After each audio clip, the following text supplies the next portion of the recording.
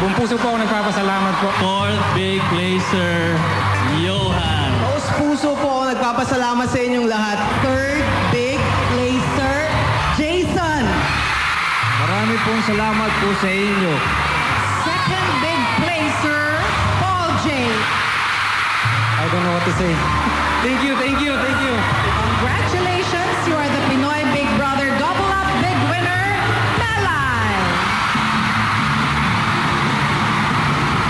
Mga kapamilya, let's all welcome the Pinoy Big Brother Double Up Big Winner, Melay. Kagabi, isang big change ang nangyari sa buhay ng isang simpleng housemate. I love you, kaayo.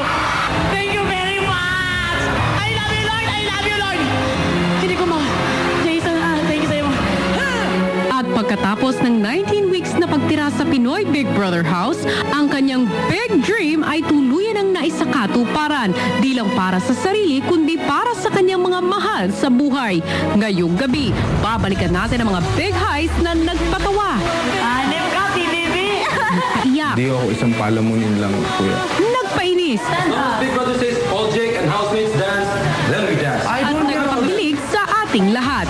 Tunay na minamahal kita. Ito ang gabi ng pagsasama-sama muli ng mga paborito niyong housemates.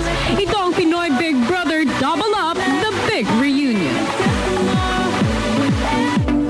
Okay, hello Philippines and hello world. Live na live pa rin po on a Sunday night. Ito ang Pinoy Big Brother Double Up. Kagabi nga po mga kapamilya, we have reached the finish line dahil itinanghal na natin ang ating pinakabagong Pinoy Big Brother Double Up Big Winner, ang Inday Kengkay ng Jensen na si Melissa. But before anything else, before we start, I'd like to greet everyone Happy Valentine's Day. Yes, kung nakikita nyo, nandito ako sa pool area dahil mamaya po masasaksihan na natin ang pinakahabangang reunion ng ating mga housemates. At ngayong gabi ay babalikan na rin natin ang ilan sa mga highlights at mga memorable na kaganapan sa loob ng bahay ni Kuya. Mamaya makakapiling ko na ang pinakamamahal niyong Big Five at syempre ang ating big winner na si Melissa. Pero sa ngayon ay kakamustahin ko muna ang aking mga kapatid na sina Mariel at Bianca na nasa kabilang bahay. Happy Valentine's Day! Happy Valentine's Day to you also, Tony. My gosh, super excited naman kasi ako, Bianca, because normally, di ba, pag Valentine's, isa lang ang date mo. Yes. Pero tayo, take note, 23 over. Kaya mo ba yun? Parang kakaibang speed dating ang magaganap today. Pero sobrang espesyal kasi mga espesyal na tao sa puso natin ang ating makakasama. Siyempre, walang iba yan kundi ang ex-housemates ng Pinoy Big Brother Double Up! Yes! Let's start here. But of course, we have Rob, JP, JM, Kenny, Tofi, Hermes, and Delio. At syempre, here's Yel, Kathy, Rika, Yuri, Sam, Carol, Patria, Maria, Jimson, Kath, and Patrick! Oh, super big reunion na Ang talaga saya-saya. Ngayon pa lang, I'm having so much fun. Pero Bianca, parang kulang tayo. Bukod kay Tom at saka kay Princess, kulang kasi And yung Rocky, five. we Oo miss nga you pala. here. Oo. Five of Happy them, Valentine's. wala. Siyempre kasama nila si Tony. Yeah. Okay, nandito na ako ngayon sa loob ng bahay ni Kuya. And as promised, kasama ko na ang ating Big Five, Johan, Thibaut, Jason, Paul, Jake, and Melissa. Hello, guys. Doon talaga kayo nakatingin. Pwede kayo tumingin sa akin kasi wala na ako doon. Nandito na ako in real life, okay?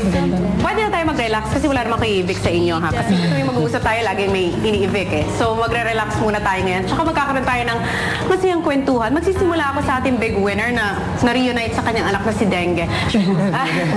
Oh, Melissa, kamusta? This is your first day bilang big winner. Nag-sink in na ba sa'yo? Nararamdaman mo na ba na ikaw ang Pinoy Big Brother Double Up Big Winner, ang minahalang sambayanan? Di ba nasa-think in sa akin overtime agad?